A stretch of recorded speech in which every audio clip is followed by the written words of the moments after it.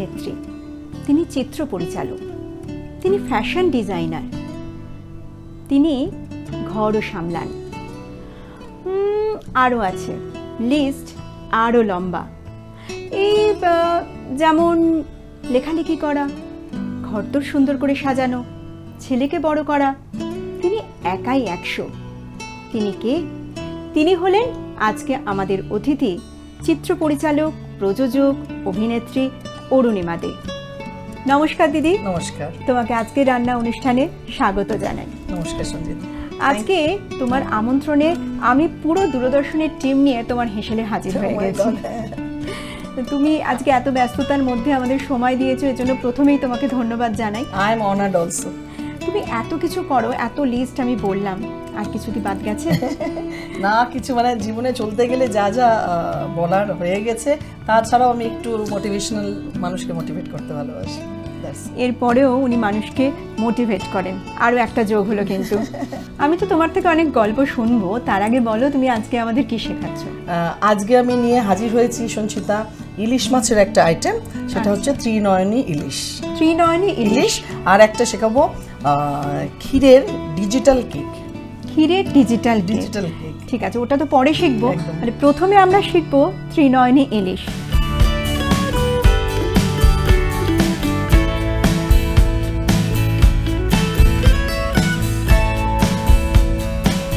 রান্নাটা শুরু করব, তার আগে তুমি একটু আমার দর্শক বন্ধুদের বলে দাও কি কি উপকরণ লাগছে। আজকের আমি যে আইটেমটা করছি ইলিশ মাছে, তাতে লাগছে 5 পিস ইলিশ মাছ, পেটি হলে ভালো হয়। আচ্ছা, তার সে হলুদ, কালো জিরে, সাদা সর্ষে, পোস্ত, কালো সর্ষে এবং নুন আন্দাজ মতো, সর্ষের তেল আর কাঁচা লঙ্কা।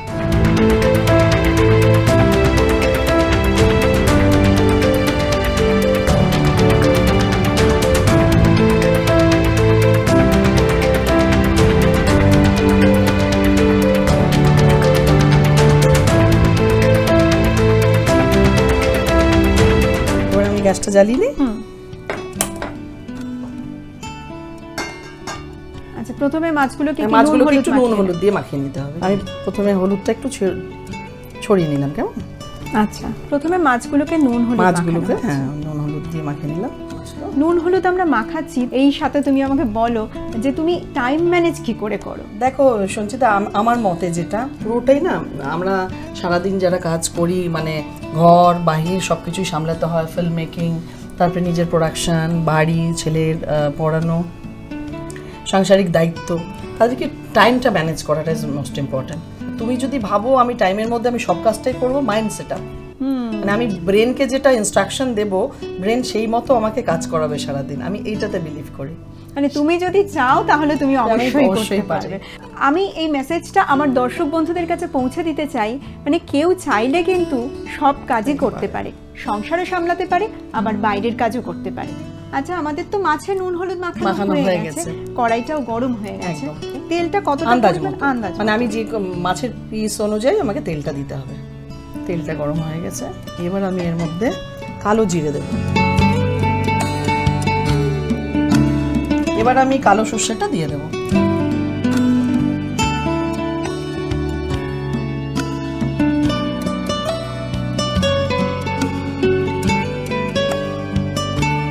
প্রপোর্শনেটলি যতটা আমি কালো সর্ষে দিয়েছি ততটা আমি হলুদ সর্ষে দিয়ে দেবো। সাদা সর্ষে, হ্যাঁ। পোস্ত বাটাটাও সমপরিমাণ, মানে তিনটে জিনিস, যেমন কালো সর্ষে বাটা, সাদা সর্ষে বাটা আর পোস্ত বাটা সমপরিমাণ দেওয়া হলো। এবার আমি আন্দাজ মতো নুন আর হলুদটা দিয়ে দেবো। করছে, এবার হলুদটা দিয়ে শুরু করেছে এটা। এবার আমি এই হলুদটা, নুনটা দেওয়া হয়ে গেল আমার। এবার আমি আন্দাজ মতো হলুদ দিয়ে দিলাম, মানে খুব বেশি যাতে না হয়। গ্রেভিটা যখন ফুটতে শুরু করবে তখন আপনারা আন্দাজ মতো হলুদ দিয়ে দেবেন। বাঙালির কাছে ইলিশ মাছ কিন্তু ভীষণ প্রিয়। এটা স্বাদে যেমন সুস্বাদু, তেমন পুষ্টিগুণেও কিন্তু সমৃদ্ধ। গবেষণায় পাওয়া গেছে ইলিশ মাছে রয়েছে ওমেগা 3 অ্যাসিড অনেক বেশি পরিমাণে, যার জন্য ইলিশ মাছ আমাদের হৃদরোগ প্রতিরোধ করে, উচ্চ রক্তচাপ কমায়, আবার চোখের জন্যও কিন্তু ভীষণ উপকারী। এবার আমি লঙ্কাগুলো দিয়ে দেবো আন্দাজ মতো, যে কটা আমি লঙ্কা দিতে চাইছি, কেমন? আচ্ছা, এবার আমার সময় এলো, মাছগুলো এর পরে দেওয়া হবে। এর উপর আচ্ছা, মাছগুলোকে তো মাছগুলো না নুন হলুদ এটা ভাজা হলো না, না নুন হলুদ মাখিয়ে রাখা হয়েছে। রেখেছিলাম। এবার আমি এগুলো দিয়ে দেবো।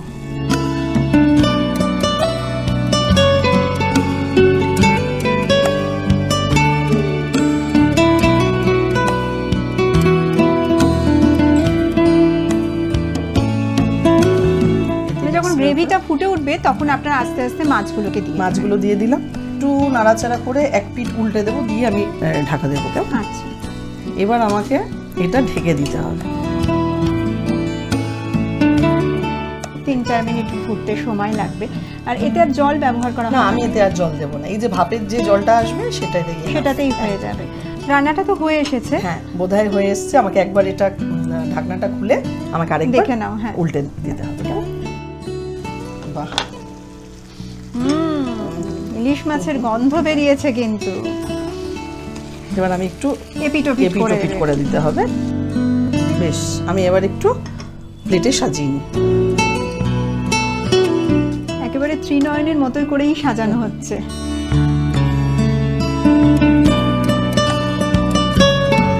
কাঁচা লঙ্কা দিয়ে এটা একটু আমি সাজিয়ে দেবো। কেমন? গার্নিশিংটা কাঁচা লঙ্কা কাঁচা দিয়ে। লঙ্কা দিয়ে হচ্ছে।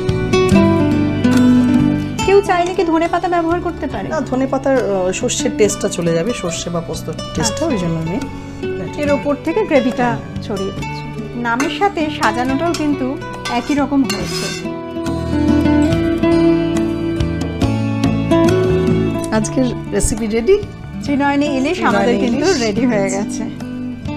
বাহ, দারুণ দেখতে হয়েছে কিন্তু। একদম আমাদের ত্রিনয়নী ইলিশ কিন্তু রেডি। দেখতেও দারুণ হয়েছে, তার স্বাদ কেমন হয়েছে সেটা তো আমি টেস্ট করবই। আর পর্দার ওপারে যারা আছেন তারা কি করে বুঝবেন? তার জন্য তো আপনাদের বানিয়ে ফেলতে হবে ত্রিনয়নী ইলিশ। তাহলে আর দেরি না করে ঝটপট একদিন বানিয়ে ফেলুন ত্রিনয়নী ইলিশ।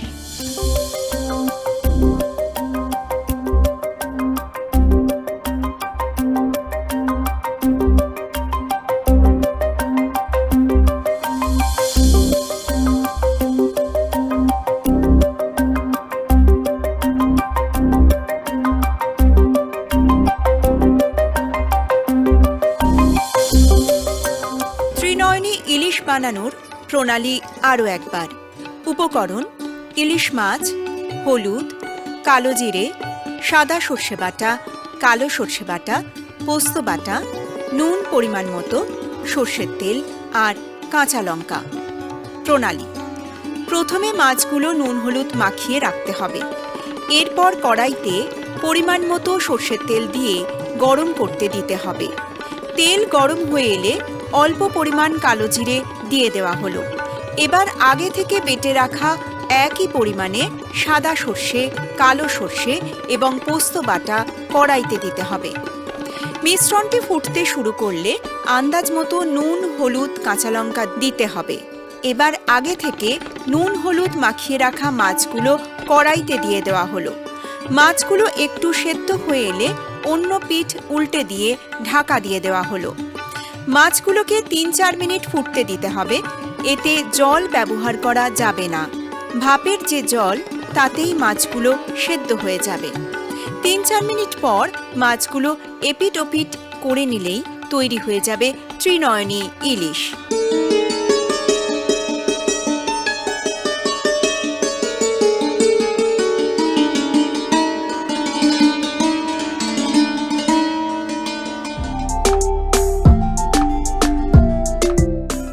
ত্রিনয়নী ইলিশ তো আমাদের তৈরি হয়ে গেল। এবার আমরা কি শিখবো বলো? এবার আমরা শিখবো একটা সুইট আইটেম, সেটা হচ্ছে ছানার ডিজিটাল কেক। এবার আমরা শিখবো ছানার ডিজিটাল কেক।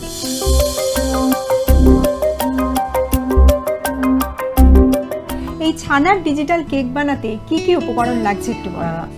পরিমাণ মতো ছানা, একটু লিকুইড দুধ, একটু গুঁড়ো দুধ, এলাচ আর চিনির গুঁড়ো, এই কটা ইনগ্রেডিয়েন্টস আমার লাগছে।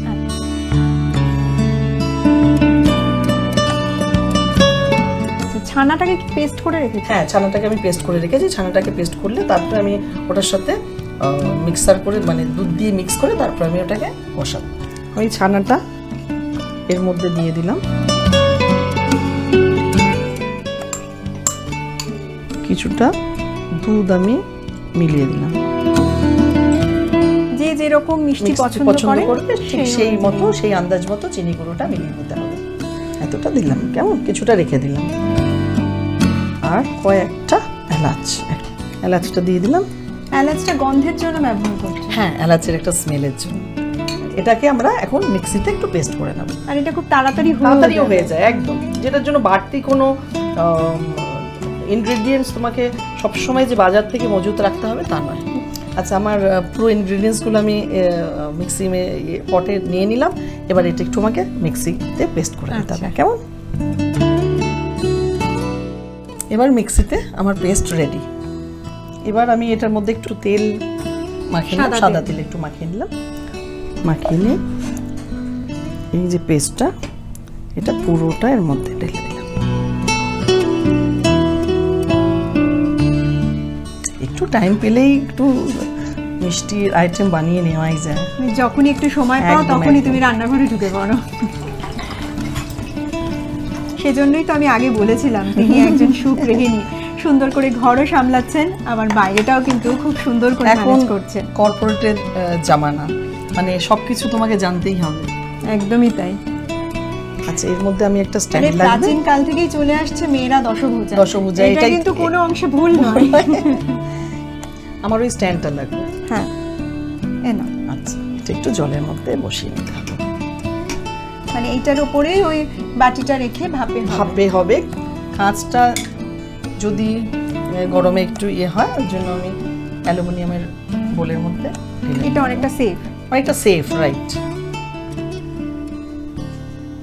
তো জলটা ফুটতে শুরু করলে তারপরে এই মিশ্রণটা তুমি একটা বাটির মধ্যে করে দিয়ে আমি বসিয়ে দিলাম।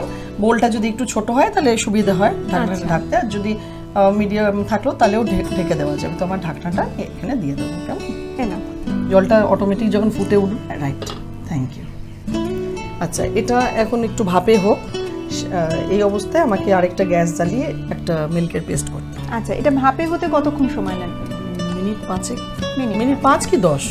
আচ্ছা, এটা যেহেতু এটা পুরোটা লাগেনি, একটু পুরোটা ঢাকা হয়ে গেলে পরে 5-7 মিনিটে হয়ে যেতে এটাতে একটু সময় লাগবে। আচ্ছা, এটা ততক্ষণ ভাপে হোক, ততক্ষণে আমরা আরেকটা মিশ্রণ বানিয়ে ফেলবো। মিশ্রণটা বানাতে গ্যাসটা অন করবে। এর জন্য তোমার তো একটি পাত্র লাগবে। একদম, এই পাত্রটা। হ্যাঁ, এই পাত্রটা একদম। এতে আমি বসিয়ে নিলাম। এবার আমি করব কি, যে লিকুইড দুধটা আমি আলাদা করে রেখেছিলাম, যেটা তুমি বাকি রেখেছিলাম, যেটা আমি আলাদা করে রেখেছিলাম, রেখে এর মধ্যে পাউডার মিল্ক কিছুটা মিশিয়ে নিলাম আন্দাজ মতো, মানে দুধটা ঘন করার জন্য, গাঢ় করার জন্য।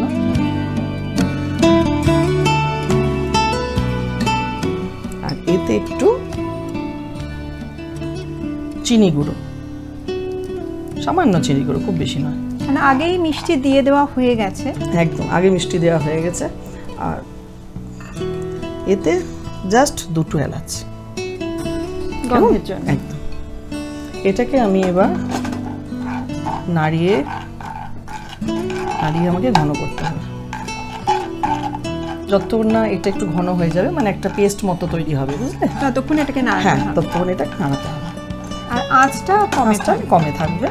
পাউডার মিল্ক আর লিকুইড মিল্ক উইথ সুগার গুঁড়ো আর এলাচ, এই 4টে জিনিস একসাথে পেস্ট করে এটাকে ঘন করতে হবে। হ্যাঁ, এটাকে ঘন করতে হবে।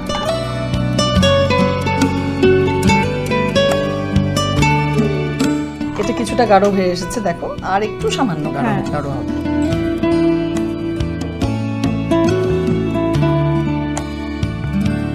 এবার কিছুটা এটা টাইট হয়ে গেছে, যে মেটেরিয়ালটা আমি দিয়েছিলাম পেস্টটা,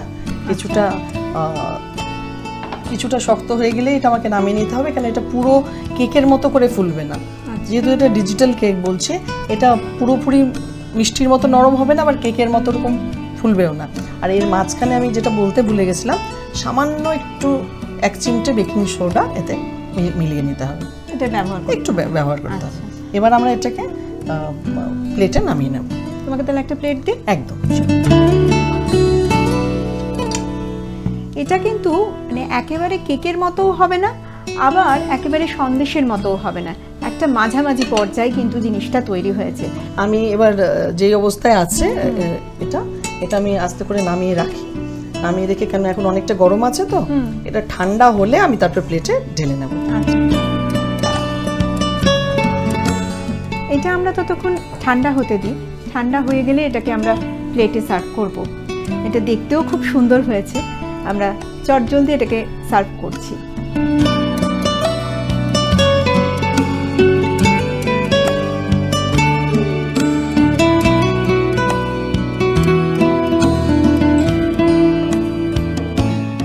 বাহ, একদম একদম যেটা শেপে চলে চেয়েছিলাম এসেছে। শেপে চলে এসেছে। খুব সুন্দর হয়েছে। এবার এই পেস্টটা সঞ্চিতা আমি এটা দিয়ে গার্নিশিং করে নেবো, কেমন?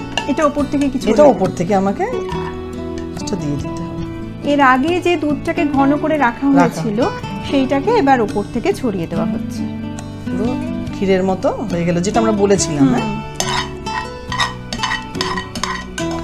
এবার এটাকে ফ্রিজে, তুমি ফ্রিজারে আধ ঘন্টা মতো রেখে তুমি এবার সার্ভ করবে।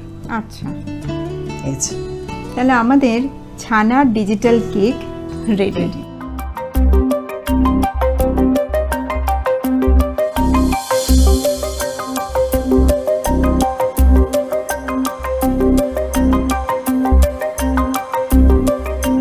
ছানার ডিজিটাল কেক বানানোর প্রণালী আরও একবার। উপকরণ: ছানা, লিকুইড দুধ, গুঁড়ো দুধ, এলাচ, চিনির গুঁড়ো। প্রণালী: ছানাকে প্রথমে পেস্ট করে নিতে হবে। এবার একটা পাত্রে পুরো ছানাটা নিয়ে এর সাথে পরিমাণ মতো লিকুইড দুধ, চিনির গুঁড়ো এবং কয়েকটি এলাচ মিশিয়ে মিক্সিতে দিয়ে একটা পেস্ট বানিয়ে নিতে হবে। এবার একটি কাঁচের পাত্রে সাদা তেল মাখিয়ে ওই মিশ্রণটি পুরোটা ঢেলে দেওয়া হলো। এবার একটি পাত্রে জল গরম করতে দিতে হবে। জল ফুটতে শুরু করলে জলের মধ্যে একটি স্ট্যান্ড বসিয়ে তার উপর একটি বাটি রেখে ওই মিশ্রণটি ঢেলে দিতে হবে। এবার ঢাকা দিয়ে 5 মিনিট মতো ভাপে বসিয়ে রাখতে হবে। অন্য গ্যাসে একটি ফ্রাইং প্যানের মধ্যে বাকি লিকুইড দুধটা দিয়ে এর মধ্যে গুঁড়ো দুধ আন্দাজ মতো মিশিয়ে দুধটাকে ঘন করতে হবে। এবার সামান্য চিনি গুঁড়ো ও 2টো এলাচ দিয়ে ভালো করে নাড়তে হবে যতক্ষণ না মিশ্রণটি ঘন হয়। ঘন হয়ে গেলে গ্যাস বন্ধ করে দিতে হবে। অন্যদিকে ভাপে বসানো মিশ্রণটি 5 মিনিট পর খুলে দেখতে হবে শক্ত হয়েছে কিনা। এটি কেকের মতো ফুলবে না, তবে কিছুটা শক্ত হবে। মিশ্রণটি শক্ত হয়ে এলে এবার গ্যাস বন্ধ করে দিয়ে ঠান্ডা হতে দিতে হবে। ঠান্ডা হয়ে এলে এবার প্লেটে রেখে এর ওপর থেকে বানিয়ে রাখা ঘন দুধের মিশ্রণটি ঢেলে দিতে হবে। এবার আধ ঘন্টা মতো ফ্রিজে রাখলেই সার্ভ করার জন্য রেডি হয়ে যাবে ছানার ডিজিটাল কেক।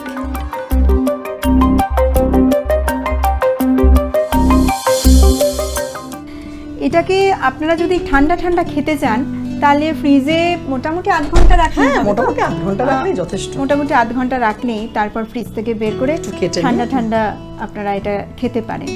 আমি তো এবার টেস্ট করব। দেখতেও ভীষণ ভালো হয়েছে আর একটা খুব সুন্দর স্মেল এসেছে। কিন্তু আমি তো টেস্ট করছি এখানে, আর পর্দার ওপারে যারা আছেন তারা ভাবছেন যে এটা কেমন হয়েছে। না ভেবে ঝটপট বানিয়ে ফেলুন ছানার ডিজিটাল কেক। পর্দার ওপারে বসে যে সমস্ত বন্ধুরা ভাবছেন আজকে রান্না অনুষ্ঠানে অংশগ্রহণ করতে চান, আমাদের সাথে এসে এইভাবে আড্ডা দিতে চান, গল্প করতে চান, তাহলে আর দেরি না করে তারা ঝটপট লিখে ফেলুন 6টা রেসিপি, একটি আবেদনপত্র, সঙ্গে নিজের একটি পোস্টকার্ড সাইজ ফটো সমেত পাঠিয়ে দিন আমাদের ঠিকানায়। আমাদের যদি আপনাদের রান্না পছন্দ হয় তাহলে আমরা চলে যাব আপনার বাড়িতে। তাহলে আর দেরি করবেন না, ঝটপট পাঠিয়ে দিন আমাদের ঠিকানায়। আমাদের ঠিকানা আজকের রান্না বিভাগ, দূরদর্শন কেন্দ্র, দূরদর্শন ভবন, 18/3 উদয় শঙ্কর সরণি, গল্ফ গ্রিন, কলকাতা 700095। ঘড়ির কাঁটা তো বলছে আমাদের সময় শেষ হয়ে গেছে। আজকের মতো বিদায় নেওয়ার পালা। বিদায় নেবার আগে আমাদের যে অতিথি তাকে অবশ্যই ধন্যবাদ আরও একবার জানাবো। এত ব্যস্ততার মধ্যে তুমি আমাদেরকে সময় দিয়েছো, তার জন্য অসংখ্য ধন্যবাদ দিদি। Thank you Sanchita, thank you so much. ধন্যবাদ জানাবো আমাদের দর্শক বন্ধুদের যারা সব সময় আমাদের সাথে থাকেন। নমস্কার।